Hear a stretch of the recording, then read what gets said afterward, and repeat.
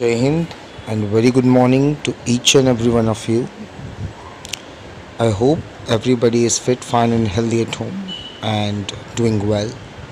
So, students, hope you all have got your information regarding your summative assessment 1, which is going to be held in the fourth week of October. Soon you will be delivered the timetable.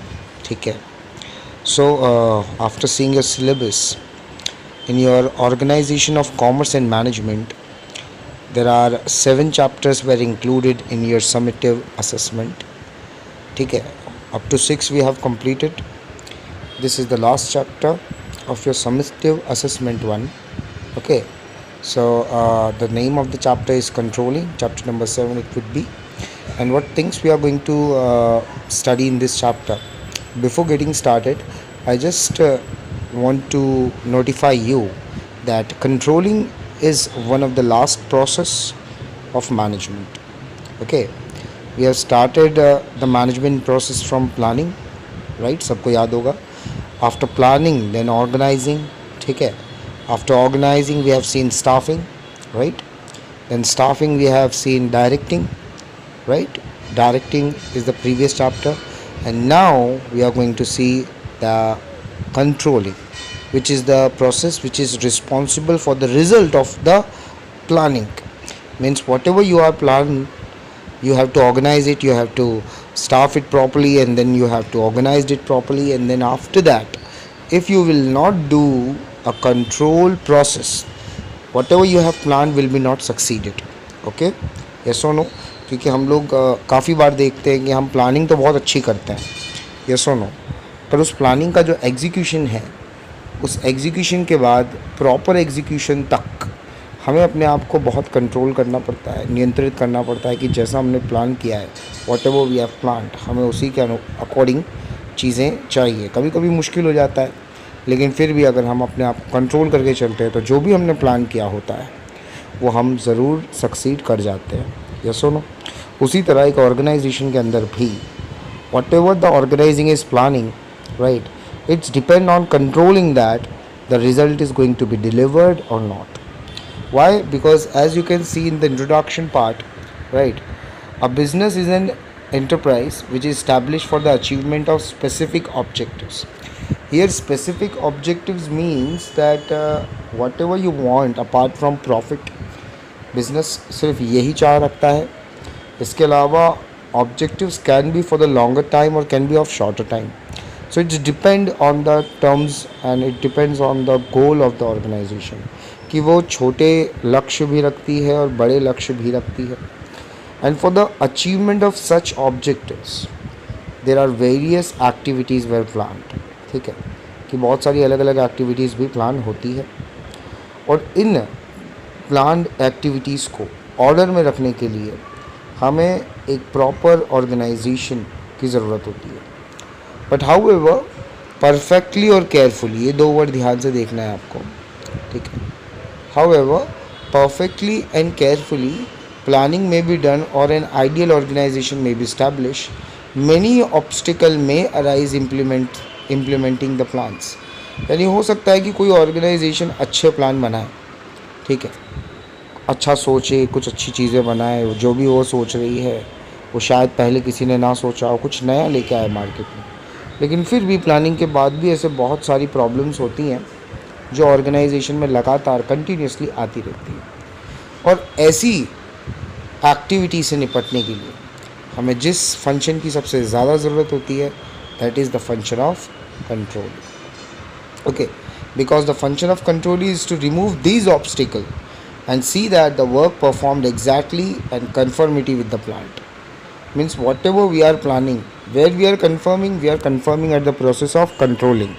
समझ में आ रहा है बच्चों आप लोगों को कि हमने जो भी चीज़ें प्लान की वो सारी प्लानिंग सही से एग्जीक्यूट हो, हमें हमारे डिज़ायर रिज़ल्ट मिले, और जो हम सोच रहे हैं, जितना हम प्रॉफिट चाहते हैं, चाहे वो शॉर्ट टर्म के लिए हो या फिर लॉन्ग टर्म के लिए हो, वो हमें ज़रूर मिले. तो ये चीज़ सबसे ज़्यादा निर्भर करती है सबसे आखिरी प्रोसेस में, जो कि है कंट्रोलिंग. ठीक है. आई होप सबको पता चला है कि भाई कंट्रोलिंग प्रोसेस है क्या. ठीक है। इसके बाद आगे जो बचता है इंट्रोडक्शन, उसमें आप क्लियरली ये चीज़ देख सकते हैं कि कंट्रोलिंग जो प्रोसेस है specially, that is a process of checking the performance. Means हम इसमें ये देख रहे हैं कि हम कैसा परफॉर्म कर रहे हैं, इवैल्यूएट कर रहे हैं अपने आप को, ना सिर्फ हायर इंडिविजुअल्स बल्कि मिडिल और लोअर जो ग्रुप्स होते हैं, डिपार्टमेंट्स होते हैं, they are also being checked, their performance is also being evaluated to find out the deviations and remove it. What are the deviations? Deviation means if any person or any department is not going according to plan. ठीक है, हम देख सकते हैं कि शायद अगर कोई ऑब्स्टिकल आ रही है, कोई प्रॉब्लम आ रही है, या फिर जैसा उस डिपार्टमेंट को बताया जा रहा है, सपोज प्रोडक्शन डिपार्टमेंट से कहा गया है कि आपको 21 डेट, कोई भी एक डेट तक आपको ये प्रोडक्शन कंप्लीट करना है, लेकिन वो नहीं कर पा रहा है, उसके कुछ रीजंस हो गए अपने। ठीक है, तो सबसे पहले क्या, उन प्रॉब्लम्स को जानना, उन डेविएशंस को देखना। ठीक है, डेविएशंस मीन्स कि वो ऑब्स्टिकल्स जो आपको आपके काम से दूर ले जा रही है, आपके टारगेट से दूर ले जा रही है, और ऐसी ऑब्स्टिकल, ऐसे डेविएशन को ढूंढ कर तुरंत ही रिमूव करना, ताकि करेक्टिव मेजर्स लेना, ताकि आपने जो भी प्लान किया था, ठीक है, एट ये स्टार्टिंग जो भी आपने प्लान किया था वो चीज़ आप प्रॉपरली अचीव कर पाएँ। सो बच्चों, इन शॉर्ट हम ये कह सकते हैं कि मैनेजमेंट में रिज़ल्ट ओरिएंटेड प्रोसेस अगर कोई है तो वो आती है कंट्रोलिंग। ठीक है, कंट्रोलिंग में आज हम क्या देखने वाले हैं? As we have seen the introduction of it, hope we all have understood a little bit of controlling, but if you have not understood yet, then this paragraph is very much important for you.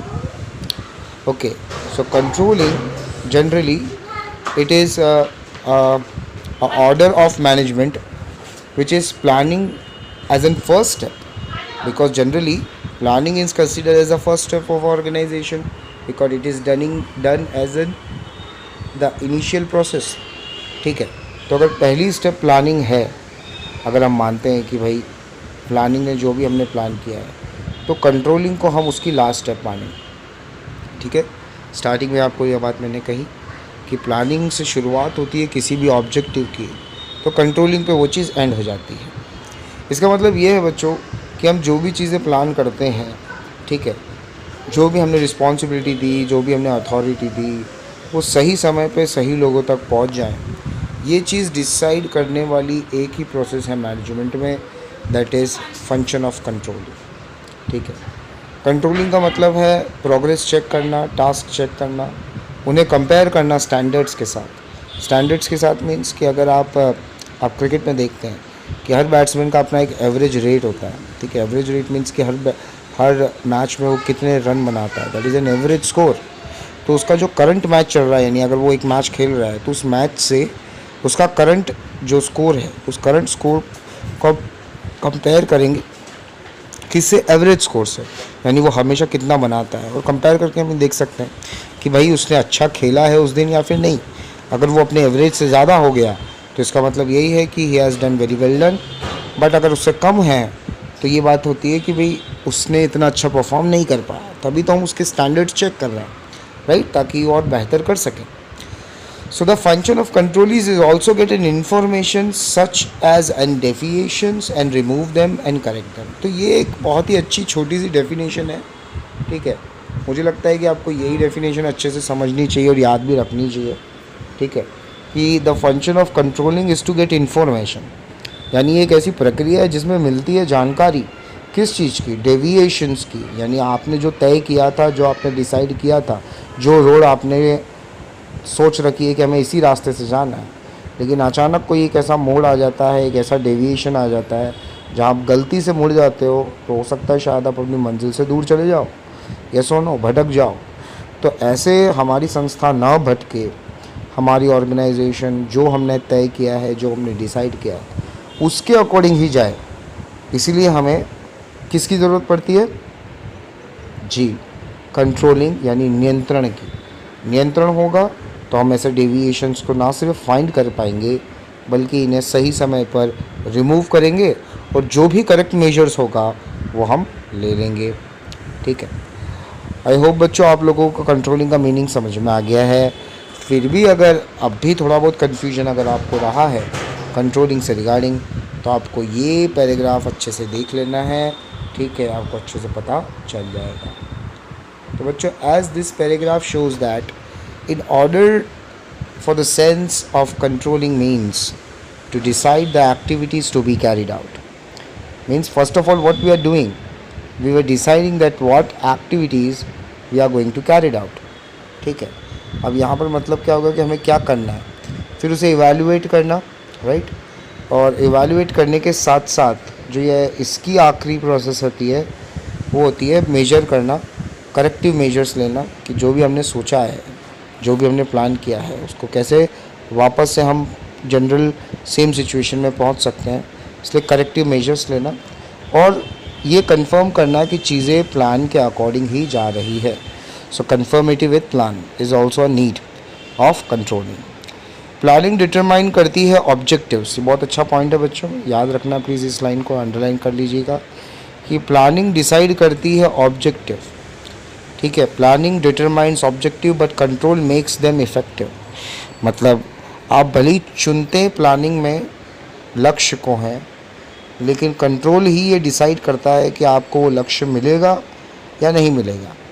Means planning decide objective but controlling achieves the objectives, ठीक है। तो एक अच्छी line है, आपको याद रखनी है इस चैप्टर से रिलेटेड। अब आ रही है बच्चों डेफिनेशन, ठीक है। डेफिनेशन में क्या चीज़ें हैं, ठीक है, ध्यान से देखिएगा प्लीज़। हेनरी फ्योल द्वारा दी गई डेफिनेशन है। इस डेफिनेशन के अनुसार control of an undertaking consist of ensuring that everything is being carried out in accordings to the plan. तो कंट्रोल मतलब क्या है? कंट्रोल तभी किया जाता है या फिर तभी मुमकिन है, पॉसिबल है, जब हमें प्लान पता हो कि whatever the plan is, क्योंकि उसी प्लान से हम कंपेयर करते जाएंगे कि चीज़ें उसके अकॉर्डिंग जा रही है या नहीं आ रही। और अगर उसके अकॉर्डिंग नहीं जाती, कोई ऐसी प्रॉब्लम आ जाती है या फिर कोई दिक्कत आ जाती है, the orders which have been given, the principle which have been laid down, the objective is to point out the mistakes in order to may be rectified and prevented for recurring. Means in the last two lines, what did the Henry Fayol wants to say or state over here? Ki whatever you have planned or whatever you want to achieve, you have to see that the things are going according to them, according to you or not. And if it is not going according to you, then rectify the mistakes. What is rectification of errors? English में पढ़ा हुआ है, accounts में भी पढ़ता है। Rectify means ढूंढना। क्या ढूंढना? मिस्टेक्स को ढूंढना, प्रॉब्लम्स को ढूंढना कि हमारे प्लान में आखिर दिक्कत क्या आ रही है, ऑर्गेनाइजिंग में आ रही है, स्टाफिंग में आ रही है कि डायरेक्टिंग में प्रॉब्लम आ रही है, आखिर प्रॉब्लम कहाँ आ रही है। And after deciding that problem, rectifying that problem, we have to prevent it for the future concern for being recurring. मतलब क्या हुआ कि हम भविष्य के लिए उम्मीद करेंगे कि वो दोबारा ऐसी प्रॉब्लम, ऐसी दिक्कतें हमारी ऑर्गेनाइजेशन में ना आए, ठीक है। तो यही है मीनिंग, या फिर हम कह सकें एक सही मतलब कंट्रोलिंग का, कि कंट्रोलिंग एक लास्ट स्टेप है, अचीवमेंट डिसाइड करती है। इससे प्लानिंग को कंपेयर करके पता चलता है कि आप प्लान के हिसाब से जा रहे हो या नहीं। और इसके बाद अंत में ये रेक्टिफाई करती है आपकी प्रॉब्लम्स को, आपकी ऑब्स्टिकल्स को, और सॉल्यूशन प्रोवाइड करती है कि कैसे आप अपने आप को बेहतर और अचीवेबल बना सकते हैं, राइट। सो अच्छी डेफिनेशन है हेनरी फ्योल की, तो प्लीज़ याद रखिएगा सभी लोग, ठीक है। उसके बाद आते हैं हम लोग सेकेंड पॉइंट पर, जो आप देख सकते हैं कि the implementation of control affects the things, people and function of all the factor. मतलब क्या हो गया इसका, कि जो भी कंट्रोलिंग प्रोसेस है वो ना सिर्फ चीज़ों पर होती है बल्कि वो लोगों पर भी होती है, यहाँ तक कि फंक्शंस पर भी। मतलब जो ऑर्गेनाइजेशन के अंदर लोग काम कर रहे हैं, जो भी वो कार्य कर रहे हैं, जो भी वो वर्क कर रहे हैं, वो वर्क भी कंट्रोल किया जाता है। यानी आप देखते होंगे कि ऑर्गेनाइजेशन में टाइम फिक्स्ड होता है, टारगेट फिक्स्ड होता है, क्वांटिटी फिक्स्ड होती है। अगर ये सब चीज़ें कंट्रोल नहीं होगी तो क्या होगा कि ये अपनी क्वांटिटी से ज़्यादा हो जाएगी, जिससे ऑर्गेनाइजेशन को नुकसान भी हो सकता है। तो ऐसे नुकसान से बचने के लिए हमें कंट्रोलिंग करनी पड़ती है, चाहे वो थिंग्स की हो, पीपल्स की हो, फंक्शंस की हो, या फिर कोई भी दूसरे फैक्टर ऑफ प्रोडक्शन की, ठीक है, कैपिटल, एंटरप्रेन्योरशिप, लैंड या फिर लेबर।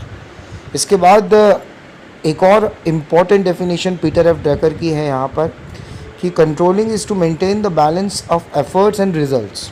ठीक है, एफर्ट मीन्स हम क्या दे रहे हैं बिजनेस को, और रिजल्ट्स मीन्स हमें क्या चाहिए बिजनेस से।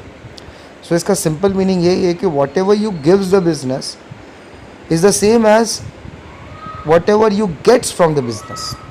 अगर आप इसमें बैलेंस बना के रखेंगे, यानी आप जितना देंगे उतना ही मिलेगा, ये बात सीधी।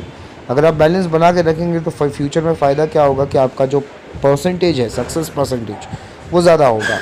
And this is between resources and objectives, कि आपके पास क्या है और आप कहाँ तक पहुँचना चाहते हैं। So it's also a very good definition given by Peter F Drucker. ठीक है, कि भाई कंट्रोलिंग एक ऐसी प्रोसेस है जो बैलेंस बना के रखती है एफर्ट्स और रिजल्ट में।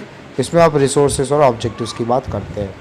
ठीक है, तो बच्चों, the essence of controlling to see that functions are carried out according to predetermined standards and to regulate activities. यही दो लाइन है इंपॉर्टेंट, यही है मतलब कंट्रोलिंग का, कि कंट्रोलिंग एक ऐसा फंक्शन है जो ये डिसाइड करती है कि भाई चीज़ें प्लान के अकॉर्डिंग जा रही है कि नहीं, स्टैंडर्ड को मैच करके चेक करती है कि कहाँ प्रॉब्लम आ रही है, और अगर कोई प्रॉब्लम आती है, कोई ऑब्स्टेकल आती है, कोई डिफ़िकल्टीज़ आती है, तो उन्हें प्रॉपर समय रहते रेगुलेट करना और उन्हें तुरंत ही दूर करना ही कंट्रोलिंग का एक मेन कंसर्न रहता है। ठीक है बच्चों, आई होप आप लोगों को कंट्रोलिंग प्रोसेस समझ में आ गई है अच्छी तरह। ठीक है, उसका इंट्रोडक्शन, मीनिंग, डेफिनेशन आज हमने देखा इस फर्स्ट लेक्चर में, चैप्टर नंबर 7 कंट्रोलिंग में। इन द नेक्स्ट लेक्चर, ठीक है, जब हम अगली बार मिलेंगे तो हम इसके कैरेक्टरिस्टिक्स और इम्पोर्टेंस पर चर्चा करेंगे। तब तक आप इस चैप्टर को एक बार रीड करिए अगर आपके पास टेक्स्ट बुक है। ठीक है, डाउट्स निकालिए, कोई प्रॉब्लम है, कोई इशू है तो प्लीज़ कमेंट बॉक्स में डालिए, will get back to you soon. ठीक है, till then be prepared for summative assessment and take care of your family and yourself too. ठीक है, चलिए अलविदा बोलने का समय आ गया। Take care yourself. Thank you so much and जय हिंद।